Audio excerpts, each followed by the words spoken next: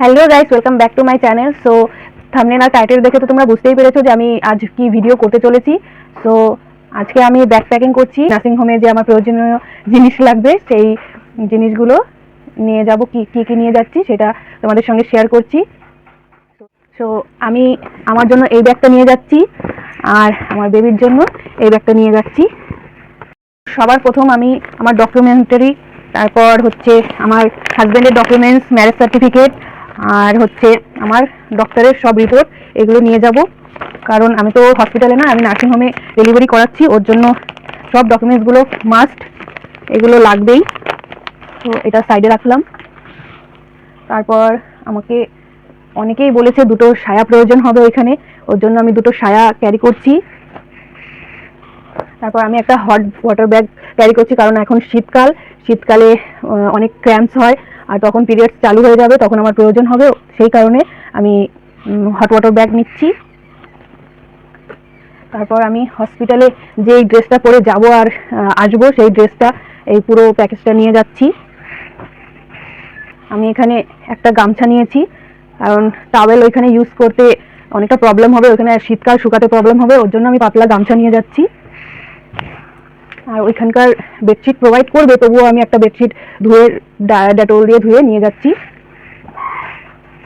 আর সবাই বলছে ওইখানে সুতির শাড়ি লাগবে, ওই কারণে আমি এখানে আমার মা 3টে শাড়ি অ্যারেঞ্জ করে রেখেছে, আমার সুতির নরম শাড়ি, ওইখানে 3টে শাড়ি নিয়ে যাচ্ছি।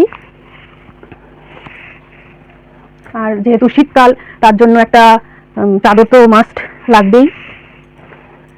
আর আমার জন্য আমি 3টে নাইটি রেখে নিয়ে যাচ্ছি, সামনে বোতাম দেওয়া, কারণ বেবিকে ফিডিং করাতে সামনে বোতাম দেওয়া নাইটি লাগবে, ওর জন্য দুটো নিলেই হয়ে যেত, বাট আমি এক্সট্রা একটা নিচ্ছি।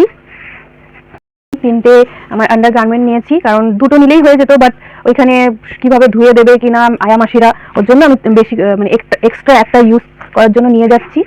আর এরপর হচ্ছে আমার টয়লেটের সব, এটাই আমি রেখেছি আপাতত, তারপর ব্যাগে ভালো করে গুছিয়ে রাখবো বলে।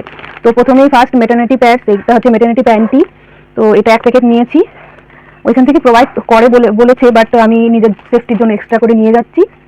আর একটা প্যাডের ছোটো প্যাকেট, কারণ ব্লিডিং হিসাবে আমি সেভাবে ইউজ করবো এগুলো। তারপর ছোটো একটা hand wash, Lifebuoy hand wash নিয়ে যাচ্ছি আমি, কারণ তখন বেবিকে হাত ধুয়েই সবাই ধরবে, ওর জন্য আমি একটা হ্যান্ড ওয়াশ নিচ্ছি। তারপর একটা চিরুনি, কারণ ওইখানে চুল বেঁধে দেবে, অনেকেই বলছে সার্ফ নিয়ে যেতে হয়, ওরা যদি কিছু ধুয়ে দেয় বেবির জন্য বা আমার জন্য, তখন সার্ফটা প্রয়োজন হবে, মাসিরা চাইবে, ওর জন্য আমি সার্ফটা নিয়ে যাচ্ছি। দুটো গার্ডার রেখেছি, আর একটা এই বেবি ওয়াইপস রেখেছি, বেবি ওয়াইপস প্রয়োজন হবে। আর এখানে আমি একটা ব্রাশ রেখেছি, কারণ ওইখানে ব্রাশটা ইউজ করতে হবে, তখন আগে থেকে ক্যারি করলে ভালো হবে, কারণ বাড়ি থেকে ওটা বাড়ির ব্রাশটা ইউজ না, তখন নিয়ে যেতে না ভুলেও যেতে পারি, ওর জন্য ব্রাশ অ্যান্ড টুথপেস্ট। আর একটা সিঁদুর তো লাগবেই, আর শীতকাল যেহেতু তার জন্য বোর্ডিং।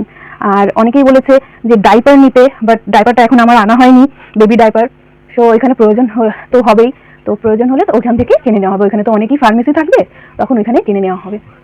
এখন তোমাদের দেখাবো আমার বেবির জন্য আমি কি নিয়েছি। বাট অনেকেই বলেন নতুন বেবির জন্য কিছু কেনাকাটা করতে নেই, বাট তখন এমার্জেন্সি টাইমে তখন কে দৌড়াবে, আমাকে দেখবে না বেবিকে দেখবে না জিনিসপত্র কিনতে যাবে, ওর জন্য আমি কিছু কিনে রেখেছি। অল্প কিছুই জিনিস কিনেছি যেটা খুবই প্রয়োজনীয়, সেগুলোই কিনেছি। প্রথমে হচ্ছে আমি এই হোম কামিং সোয়েটারটা কিনেছি, এটা যেহেতু শীতকাল, এটা তো প্রয়োজন হবেই।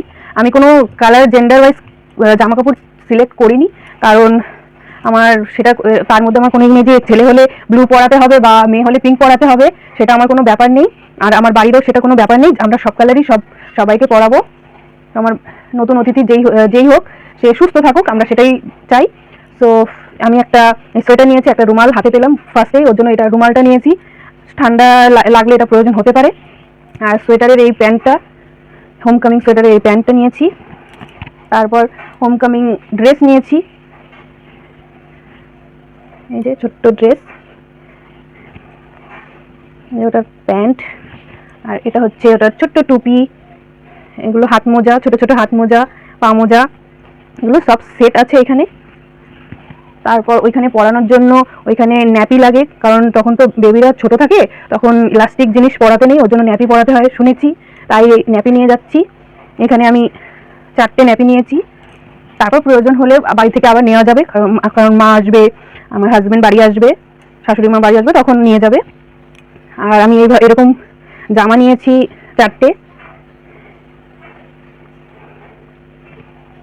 দেখো সুন্দর সুন্দর কালার, দেখো সবকটাই 4টে নিয়েছি, আরও আছে বাড়িতে, বাট সেগুলো আমি নেব না। আর নেক্সট নিয়েছি আমি এই ড্রাই শিটটা, কারণ বেবিকে শোয়াতে হবে, তো বেবির জন্য প্রয়োজন হবে, সেই জন্য এগুলো সব ডেটল জল দিয়ে ভালো করে ধুয়ে রোদে শুকানো আছে। জামাগুলো ডেটল জল দিয়ে ধুয়ে শুকানো আছে, সব আমার মা রোদ্দুরে শুকিয়ে রেখেছে। আর এটা হচ্ছে একটা কম্বল ব্ল্যাঙ্কেট টাইপের, এখানে টুপি আছে, বেবির ঠান্ডা লাগবে, এখানে তো মিনিমাম 5 দিন থাকতেই হবে, সেই জন্য এখানে বেবিকে র্যাপ করার জন্য এই টুপিওয়ালা ব্ল্যাঙ্কেট, এই ব্ল্যাঙ্কেটের মধ্যে ঢুকিয়ে এইভাবে সব ক্যারি করতে পারবে, সবাই দেখতে যাবে যখন, তখন ওকে ধরতে হবে, সেই জন্য এই ব্ল্যাঙ্কেটটা নেওয়া। আর বেবির হোম কামিং এর জন্য এই জিনিসটা নেওয়া, এটা এইভাবে খুলে যায়, তারপর বেবিকে এইভাবে ঢুকিয়ে তারপর নিয়ে আসতে হয়, কারণ তখন তো খুব ছোট থাকে, তো ওকে ধরতে অসুবিধা হয়। এটার মধ্যে রেখে দিলেও ঠান্ডাও লাগবে না, যেহেতু শীতকাল, আর ধরতেও সুবিধা হবে, যে কেউ আরামসে ধরতে পারবে, সেই কারণে এটা নেওয়া। শুধু এই প্রয়োজনীয় জিনিসগুলোই নেওয়ার জন্য রেডি করেছি, সবকিছুই। আমার জিনিসও ডেটল জল দিয়ে ধোয়া, আমার বেবির জিনিসও সব ডেটল জল দিয়ে ধোয়া আছে। তো আরও কিছু প্রয়োজন হলে তোমরা সবাই আমাকে কমেন্টে জানিও, ভালো লাগলে লাইক কমেন্ট শেয়ার করো। টাটা।